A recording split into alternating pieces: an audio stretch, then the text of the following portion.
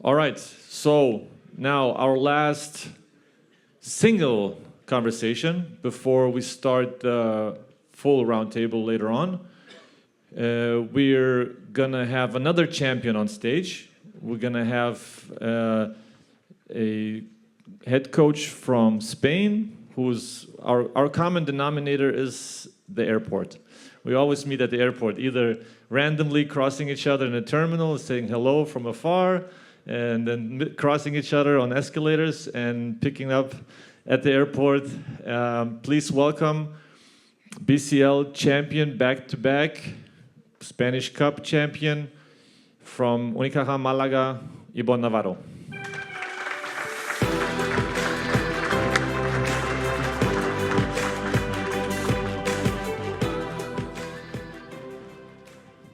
Ibon, thank you for coming.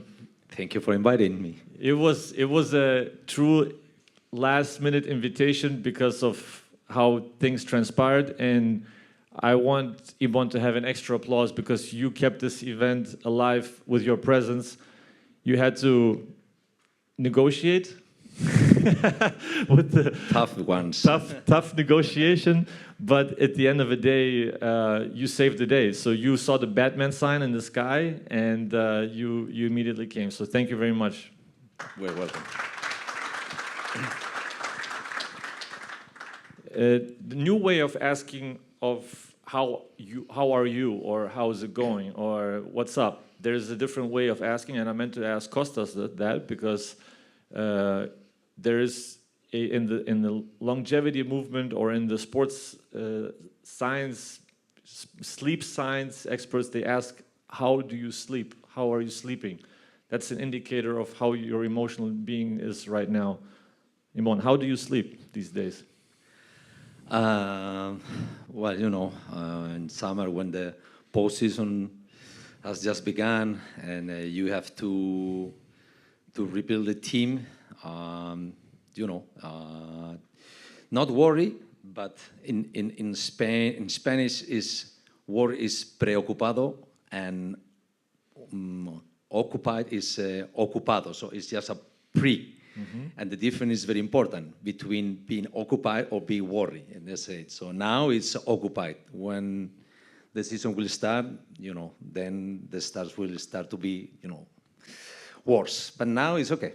It's a different intensity. It's off season, in season, pre-season. There's all intense, but there's different intense. There's good stress, bad stress. Where do you feel like the intensity really hits you? That it can be, in terms of emotional management, it can be a lot. I think that the mind of the coaches are always occupied. There are moments when you are occupied of how the team gonna get built, then how the team's gonna start to, engagement. Then you start to be occupied to analyze what you have done and the results. Then you are occupied of if you are in a good vibes, in a good moment, how to keep it. If you are in a bad one, how to get out of the hole and jump to the good ones. And when it's about to start, it's the moment to analyze what you have done, what works, what not. But even if you start to analyze what has worked, that doesn't mean that in the future what has worked gonna work again. Mm-hmm. Even in our case that we repeated 12 or 13 players for 3 years, that is a lot. That doesn't exist anywhere.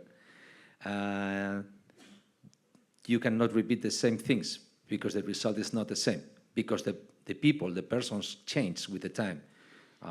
So the names of the players are the same, but the persons are not the same anymore. You have not the same person when they arrived to Malaga 3 years ago and right now. Their dreams, their passion, their lives, their challenge, their goals for the life, for their careers have changed absolutely. So everything changed. So the coaches' minds are always occupied. And that's also the level of the challenge of keeping the players motivated, even though you want to go back to back. You want, after winning the championship, you have your stripes, you earned your stripes, you won a championship, and then the players, it's hard to keep them humbled in terms of not getting too entitled about what they have achieved, but look ahead and try to get another one on top of that. How do you keep the motivation? How do you inspire the players to not lose sight of the next championship? Because the last one is already passed. You already accomplished it and it needs to be put in a different compartment. Then you have to automatically make it a new season. How do you motivate? Which kind of tools do you use to keep the new vision alive and then have them go again to attack the second championship? It looks like motivation is to give great speeches. This is not motivation. Motivation actually is to give a reason, to give a motive to do something. And when you create a system, when you create a legacy, a philosophy in a team, to do our best, you never achieve the goal. You are always in the process, So that's one of the parts. And when you are creating a team, or you are building a team, you have the cohesion of the team is built on a common goal, let's say. But then there are individual goals. So you have to try that each of the individual goals are aligned with the collective goal. And this is very important because sometimes, at least me, I have not the ability to give a brilliant speech with every single game. We don't play 90 games like Giannis or EuroLeague teams. We play 70. It's a good number, But I'm not able to give 70 great speeches. So sometimes you have to use the individual goals, the individual motivation to push the team, And this is the basic of everything, To be loyal to the deal that you have with every single player, and with the collective challenge that you set up at the beginning of the season. You don't set up, the team set up. So it's very easy. You don't decide the alliance. You don't decide the values of the team. They do. So at the end of the day, it's use their goals, their values against them, because they decide them. But you have to be the visionary. You have to see, and you have to put your vision across to them. You have to inspire them in a sense, but you also need leadership in a locker room to have the right leader in place to keep everyone aligned on the mission. How much emphasis do you put on the leadership, on the captain? Because in the Lithuanian national team, the captain plays a huge role. It's a huge denominator and huge connection with the head coach. How much is that in yours to keep everybody aligned on the same mission? I don't believe in one guy leadership. I don't think that a team has just one leader. First of all, because maybe the leader has to be the coach. Maybe not in my case, not in our team, but I don't think that we have just one leader. I got like 3 captains, 3 players that I have, I don't want to say a very fluent communication, because I have a great communication with all of them, but there are some things that I talk individually with each of them, or with the three of them at the same time. And it's not random. I know that if I have a problem with one player, in terms of his effort, I can talk to him, but I talk also with one of the captains to help me. How do you see this guy? I think that in the last weeks he got problems. Yeah, I know that he got problems. How we can help him? Okay, I'm gonna do this. Talk to him. Let's try to help him. Okay, and if there is we are with bad results, maybe I go to the most experienced of these 3 captains. How do you see it, coach? No problem. This is normal. I think that we can do this. There is not one leader, in my opinion, because if you got one leader, it's great, you know. But I think that it's also good for the this sense of team when this leadership is splitting in Contagious. Yes. Yeah. Contagious Yeah, leadership. Yeah. Interesting. Yeah. Because there are players that don't want that role. Yeah. You know, but those players has also to express themselves who they lean on, you know, and you know at the end it's something natural, but you have to be aware of, you know, how this move in the team, this chemistry, you know. I think chemistry, good transition, Yasum, but Communication and chemistry. Leadership to me is a type of recognition that each person in their role needs to recognize when they need to lead and how they need to lead, and if they don't need to lead at all in that moment. So that's what you're saying also, that there's a contagious leadership, but also in a sense that it goes to the other person, and maybe that person is more comfortable just leading by example and not talking. Yeah, Benas, but a leader is a person that deserves the confidence of everybody, and this is very difficult. To deserve the trust and the confidence of each of the members of the team, the coaches, the staff, this is great. That's why sometimes there are players that connect better with, let's say, with one guy than with the other one, maybe because of the language, you know? Mm-hmm. So that's why it's not easy to have just one leader, okay? Maybe you need to lean on 3 guys that they get the confidence, the trust of the other teammates. So that's, you know, it's like a communism in the leadership. So I'm going to give you also a quote to work with, and you just massage the quote a little bit. Alex Ferguson, famous European football, American soccer, however you want to pronounce it, however you want to call it. Teams reflect the character of their manager, coach. What should your teams reflect that's representative of you? Because the team, in essence, needs to represent your value system, your characteristics. Do you agree with that? Do you feel like they have to elevate their game in a different way? How much of your personality is in the team's personality? I agree with this, but I don't think it's that my team is a good example of this, especially because of what I told you. I don't like when when a club set the values of the team. Mm-hmm. I think that the club must have their values, but a team got their values, and are the players who decide the values that gonna lead the process, lead the season. We are not talking about how we play. It's about how we travel, how we are on the table when we have lunch, how we dress, how we behave in an act of the club with kids. Those values must be decided by the players. So if the values are set by the coach, okay, the team is like the coach. But if the values are decided by the players, the team belongs to the team, not to the coach. You know. So I don't think.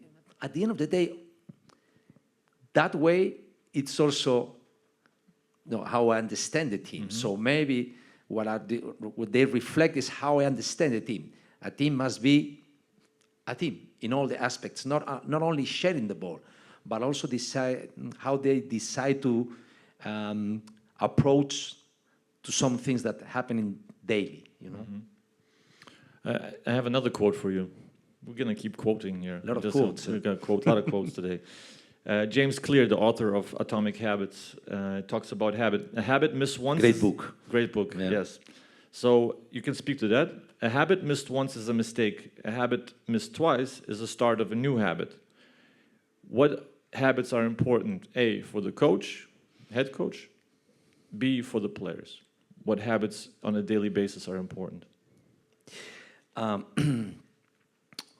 For me, it's very important, and this is something that when I listen to Giannis talk about the evolution from assistant coach to head coach, for the coach, it's very important to be sure of what you say to the players because of how they are. He said that the first days they are always looking to you, what you say, when they ask you, how do you respond, if you doubt. But if you say something to a player, be sure that you're gonna follow that.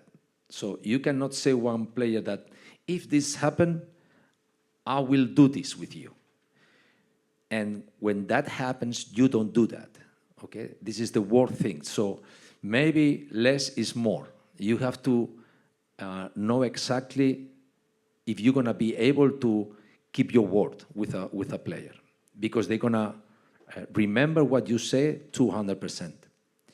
So be sure that you're gonna follow your word. And for the players, it's a very good quote because you have to set the habits. Yesterday we were discussing after dinner about how many game plans you can have in a season of 90 games. You cannot have 90 game plans. At the end of the day, when you pay attention on the game plans of your season, sometimes if there are like 5 items on offense, 5 items on defense, the first 2 of both are the same. So those are not rules, are not rules for the game. Those are rules for the season. Those are part of your ID, basketball-wise. So those are your habits.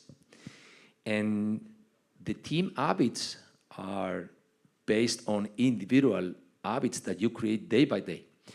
I don't think that you can handle like 10 things to become in habits. You have to choose 2, 3 things that are not negotiables. This is non-negotiables. Yeah, yes. No, this is red lines. This is like this.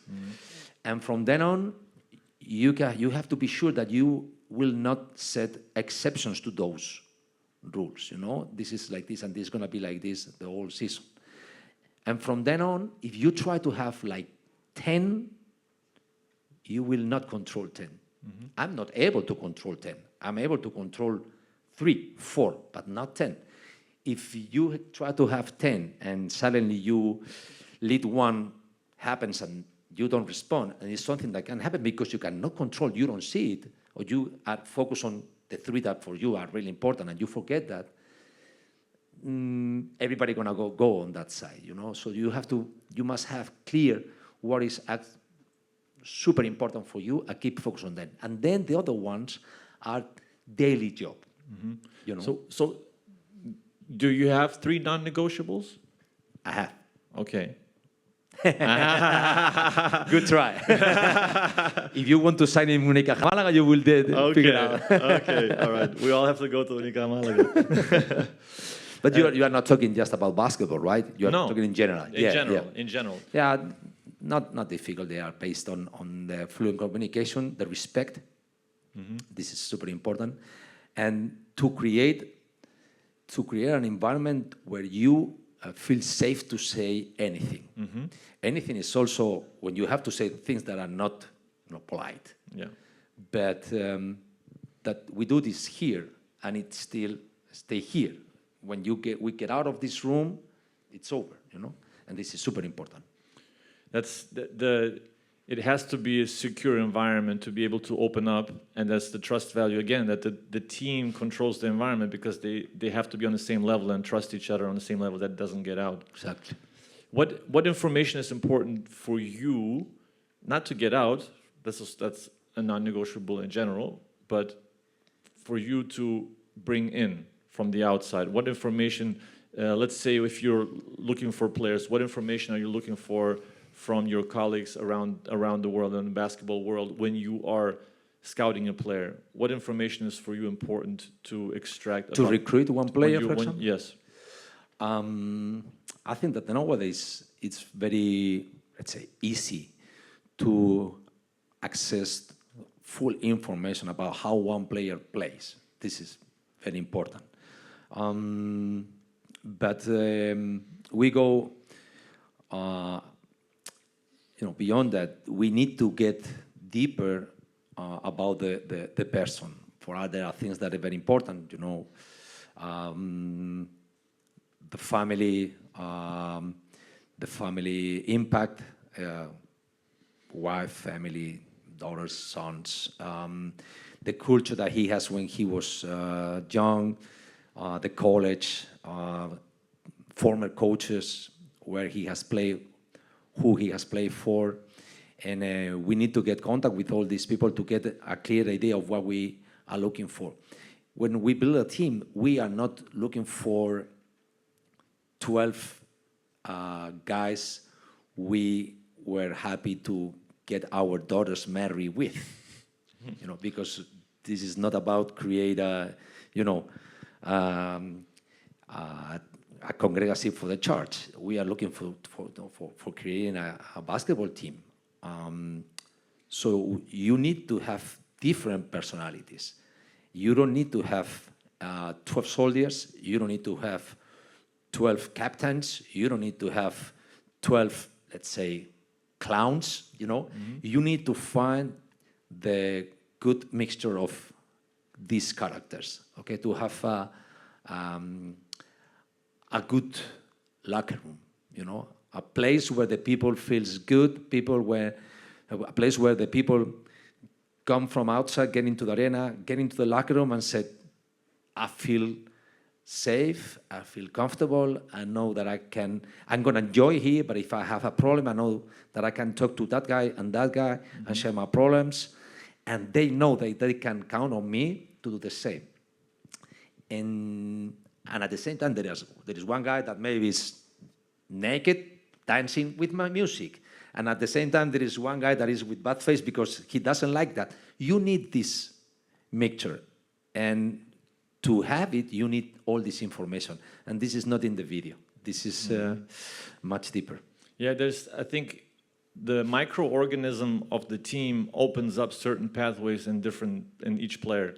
Because sometimes you don't know how this player is going to react in this environment. Yeah. Because of the information you got earlier, he was always in completely different environments, but in your environment, he could actually flourish in a different way and feel secure about opening up in the locker room. Absolutely. So I think that because sometimes you get the information, but you kind of have to probably bet on the personality, open up, and bet on your culture to have the player open up and adjust, because he sees that it's actually functioning, and adjust to a new truth.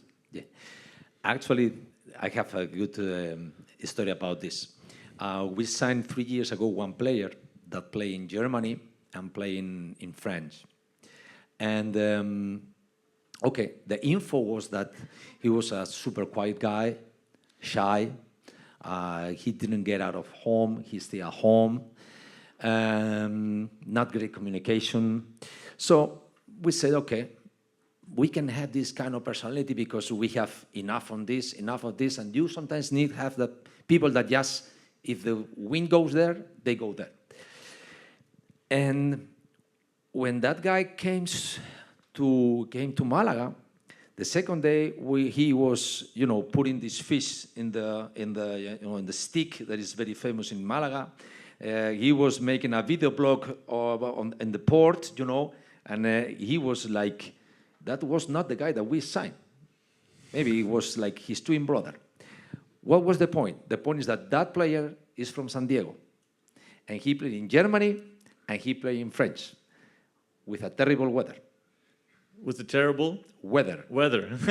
Okay. And then he came into Malaga and it's San Diego weather. And it was like, wow. So even you need to be lucky, because in that moment we lost one player because of an injury, a very important injury, that was that kind of personality that is with the music naked dancing in the locker room, So we were lucky because we lost that kind of personality, and we didn't expect this guy was going to be like this, but he was. So, the environment, the environment is also the weather. Yeah, but he felt at home. Yes, he felt at home, at home, yeah. But sometimes it's not something that you can control. You can help them to feel comfortable, but sometimes it's so simple things like the weather, like the sun. Yeah, that's. But sun vitamin D is important. Over here in Lithuania, you don't get much vitamin No, D. he was here like in Germany and in French. Yeah, but that's a different story. For philosophy, practice philosophy. You also, as I understand, you also have unconventional practice decisions that you don't necessarily always go into the gym to practice with the team. You do different types of activities for chemistry building, for mind relaxation, to get their mind off of the daily grind of preparing for games and I would say like the day-to-day habits that are getting old. You know, it becomes a little bit monotone.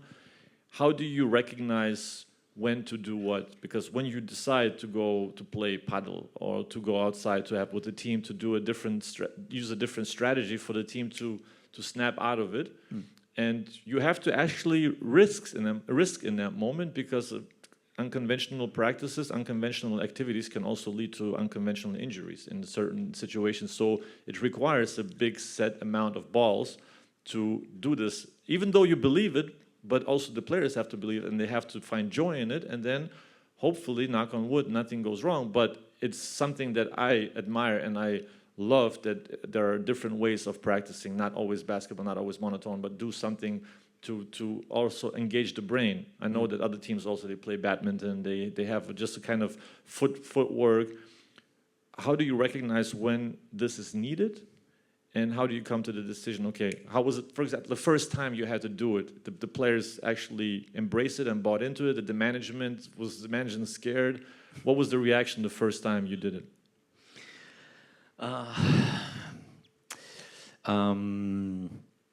Sometimes it's something that you smell, you know, you detect, you don't, Yannis said that as the season goes by, sometimes you let the assistant coaches to lead the practice, because they are listening to your voice the whole season.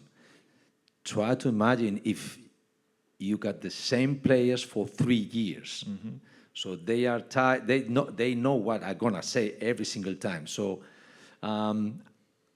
what really scared me, I'm really afraid of the routines. I hate when, for me the most dangerous situation is when the players get bored of doing every single day the same things, This is super dangerous for me. Mm-hmm. So you always have to try to change things, okay? Not only drills, but also surprise them sometimes, do something different in the video. One day you're watching the video and suddenly you put one clip of, a movie in between, or sometimes you prepare with assistant coach, hey, I'm gonna start to, in funny way, I'm gonna tell you something just to wake up, no? To break the rhythm. Yes, but you cannot finish with a clown nose practicing. Exactly. Not, you have to find the balance between the serious that this sport and this professional job is, and fight against the routines, the boring habits. So the bad way is that when they detect that if they show something, your reaction is, okay, let's organize beach volley. They're gonna try to do it every single day. Yeah. This is the point. For me, there are 2 moments when you have to pay special attention if it's the moment to do that. One is in a bad moment. Mm-hmm. When you are a negative strike, or sometimes when you detect that the problems you have are not on the court in terms of just basketball, but around the pressure, the expectations, lack of cohesion, then maybe it's the moment to do something different, go to have lunch, no basketball, let's do something different. We are used to make coaching sessions, to find, these communication walls, that sometimes show up between the not between the players, but between the players and the coaching staff. And the other moment is at the end of the season. Because I remember talking to some players, USA players, that one day they were like this in our semifinals, and look, coach, the Final Four of EuroLeague is over.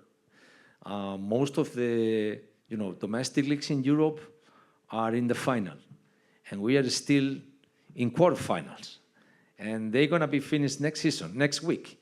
And next week, we are still like, that moment is when your priority is, I have to make these guys want to stay.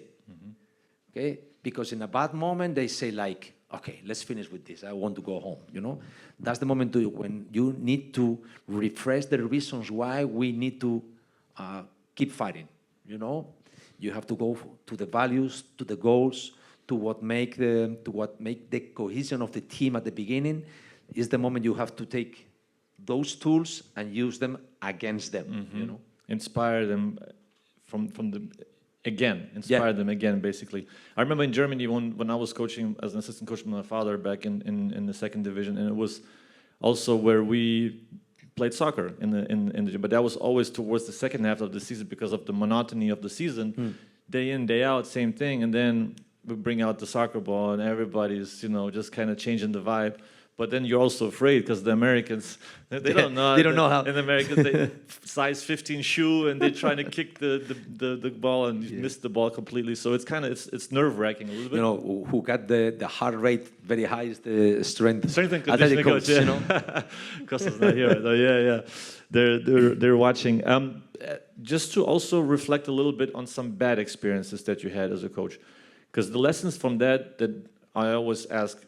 Was the favorite failure that you also learned the biggest lessons from, and you kind of cherished the past experiences that you had as a coach in different clubs that made you a better coach at the end of the day? Can you name one or two examples of what kind of situations taught you the biggest lessons from the past that ended up in a bad way, but now you've come a long way since then?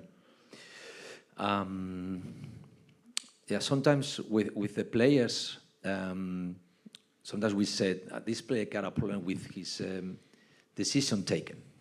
He got no experience, and his age is 24. You say, he got no experience because you cannot buy the experience. If you want to buy the experience, you have to sign a different player, maybe a 34 years old guy. I think that the same happened with the coaches. I don't think that there are bad experience, okay? I don't believe in bad experience. There are tough experience, there are super successful experience, but you never too high, never too low. I mean, after my experience, that after something very good happened, right after something very bad happened, and after a very bad experience, like for example, when I was fired out in Malaga, it was the first time. I remember my agent said, look, there are two kind of coaches. The ones that have been fired and the ones that gonna be fired.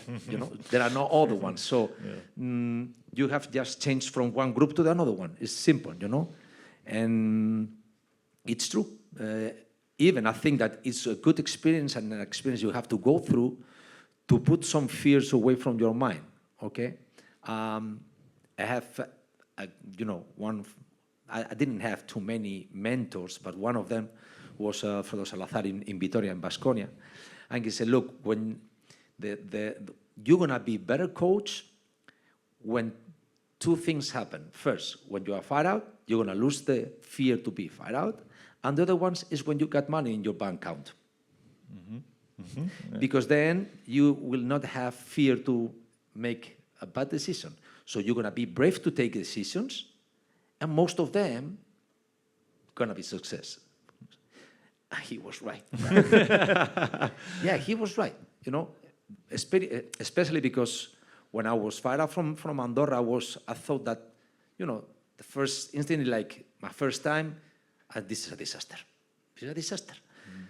But, after a bad thing happened, suddenly a good thing that I didn't know happened. I signed like 2 weeks after that in Malaga. And, The rest is history, Vanessa. yes, but I know that after a good thing happened, a very bad one can come. So, never too high, never too low. Yeah, that's the healthy way to look at it. Yeah. How do players initially, when they come to your team, handle your rotation and substitution pattern?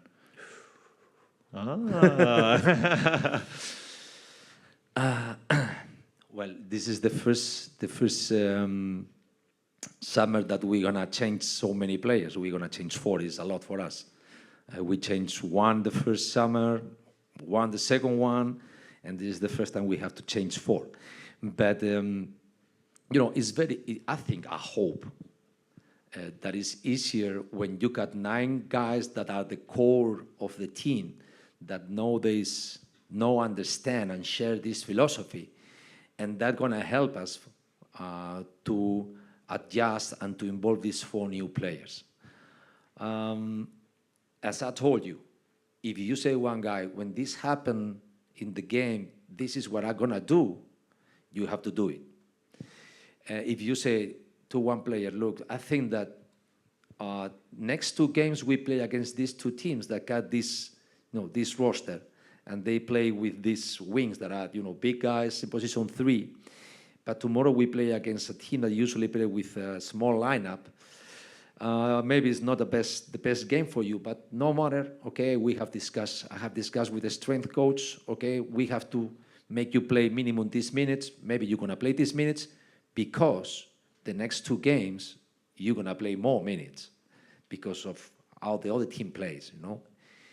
So if you say this is what you have in your mind, if he played 11 minutes, and then is one guy that scored 25 points, and he's supposed not to play in the next 2 games because, he's not too good.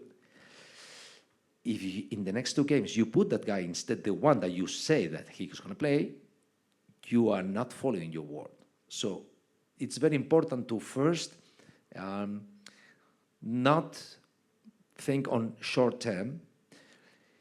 Second, for me, and this is something that is not maybe it's not easy, we trust 200% in each player. I mean, we cannot, it's like we don't have players like, without these players we cannot win. We can win with any of them or without anyone or any of them. And this is something that you have to show them. That way, when you make substitutions, one player that is playing great with flow, scoring, and suddenly you make like, come here. Why? You know why? You got 23 minutes, it's great. You can play today 30 minutes, but you go to this week, because of the athletic coach and how you will prepare, you are ready to play these minutes. If you play more, maybe nothing happens.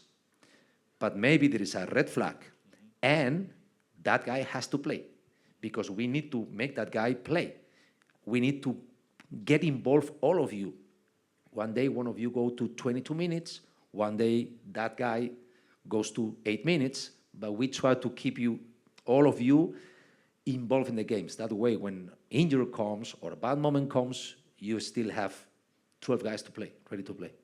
It's difficult. It's difficult for players to accept it initially. But if they're in their system for a year, it's they already know what to expect, and they're not afraid of what's going to happen next in that regard. That they know that this is the part of the long-term plan. But if the player first comes and then he has to go through this process to trust it, to believe in it, that he's going to get, and not to think about his own statistics, but think about that it's the team's success that matters.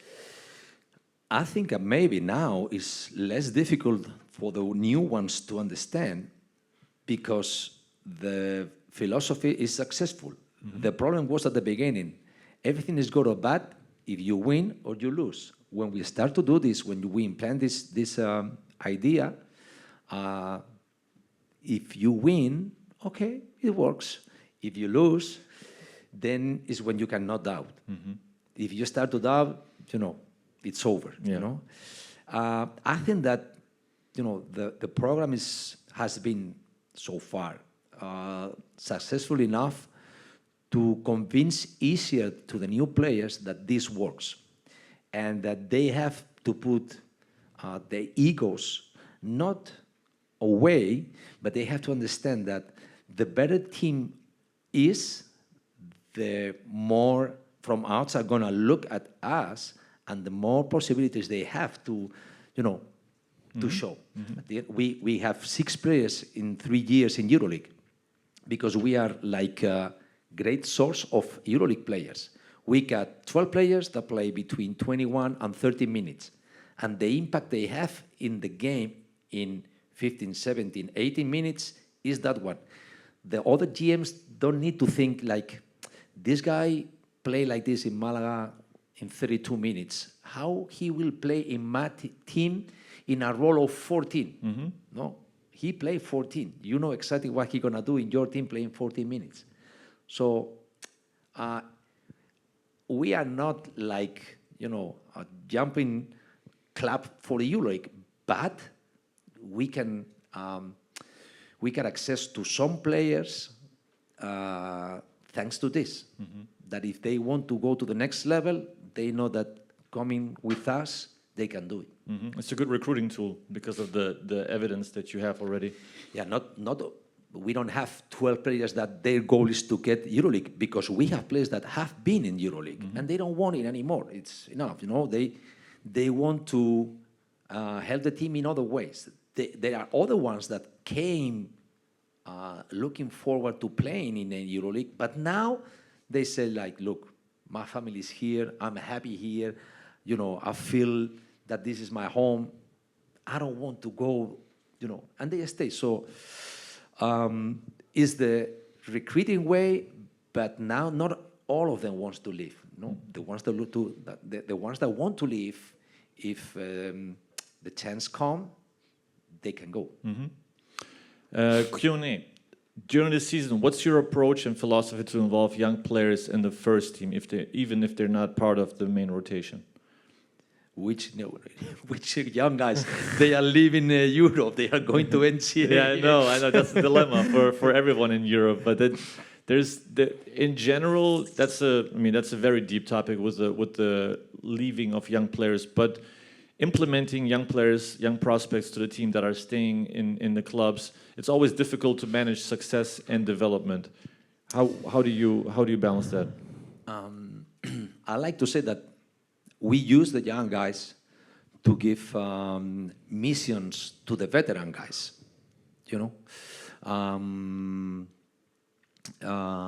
Is one of the things that we use to make them be as important out of the court as maybe they were on the court, and they are not any longer because of the age or because of because there are other ones that have more important roles in terms of minutes. So in the point of, under the point of view of the team are very important. About themselves, there are too many things that you have to control that is very important. Their family, the social media networks, it is crazy. But because of this, it's very important to have those leaders, and to create like a figure, like an image of what do you want to go to in terms of your career. Would you want to be like this one? Yes, I do. Look where he is, his daily behavior, how he takes care of his body, how he practices. He's the first one that arrives, he's the last one to leave. So it's a good moment to start to do the same, And you create like an alliance between them. And, it's like create a mentorship. Yeah, it's a mentorship, for sure. And it's easier when one of those guys is it's a player from the city, from the club, that has made all his career then, and it's like an idol for the young guys when they start. It's something that happens with us with Alberto Diaz. It's a kid from Malaga that has made his career there.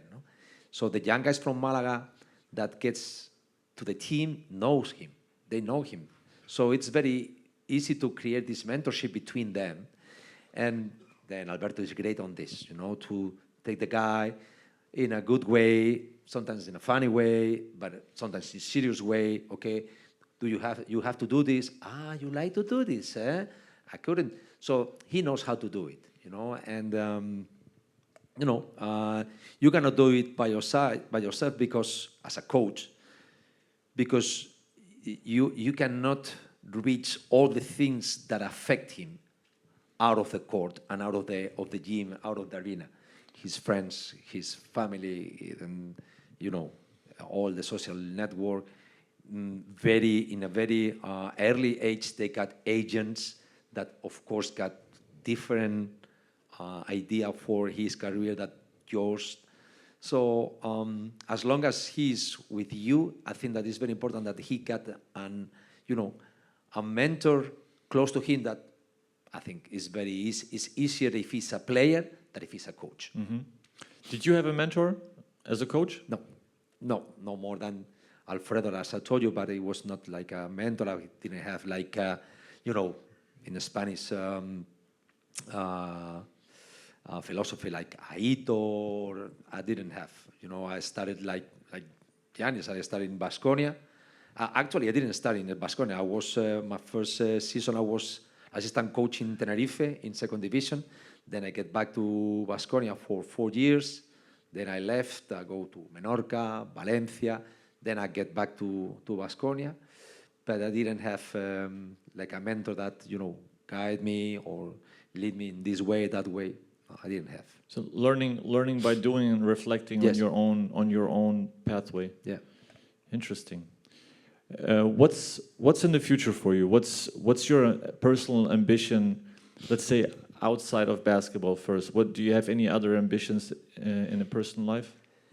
Out of the basketball? Yeah. This is too deep question. Welcome to my conversations.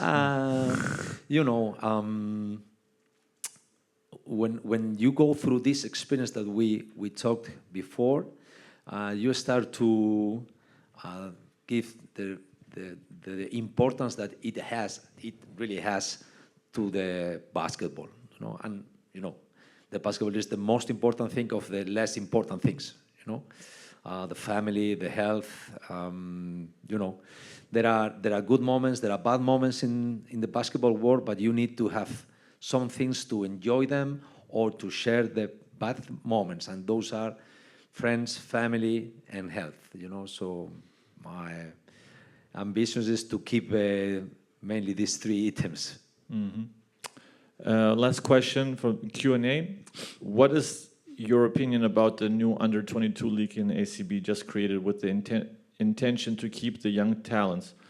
This while Mario Sansuperi, for example, and other opt out and leave for NIL deals. I think that is too late. It's too late. It's not a bad idea, but it's too late because now no U2022 competition in ACB can compete with the call from NCAA. And I think that we are approaching to a bad, in my opinion, not bad, a difficult future for the basketball. Because in the next, as what I told you, in the next 4 years, how many players, 22, 23 years old, we're going to have in the domestic leagues? Not too many. Mm-hmm. So how is the basketball going to be with all players? There are too many questions. How those young guys that has left going to come back with so much money in their pocket? And how much basketball they have learned of that basketball, and how much useful is that basketball for European basketball, mm-hmm. There are a lot of questions that I don't have the answers, but I'm not too calm about the situation for the future in terms of the young guys.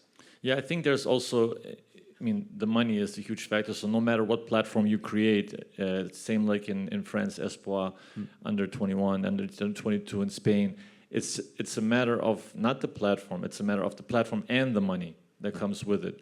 And obviously the resources in the US is, unlimited almost, it feels like. So I don't blame the decision making of the parents of the kids, as anybody would do. You cannot fight with this. Yes. It's like you cannot go to the father of one of these guys and say, look, they are offering you a new language, let's say 500,000, 1 million per season, and one career. And what are you going to offer them? You got nothing to offer. Like, you're going to play 15 minutes in this team, and we're going to pay you 45,000. English, my English with my Spanish accent. And career, yes, but, by internet. You cannot compete, so I cannot blame on this. Yeah. But this competition U22 is too late. Maybe, if we had started with this many years ago, maybe you can fight against this, but now it's too late and it's impossible. Mm-hmm. All right, Ibon. Is that? That's for now. You're gonna have a workshop with 15 coaches that signed up. So 15 coaches will follow Ibon through the back door with Erica's. Please, everybody, give Ibon his applause.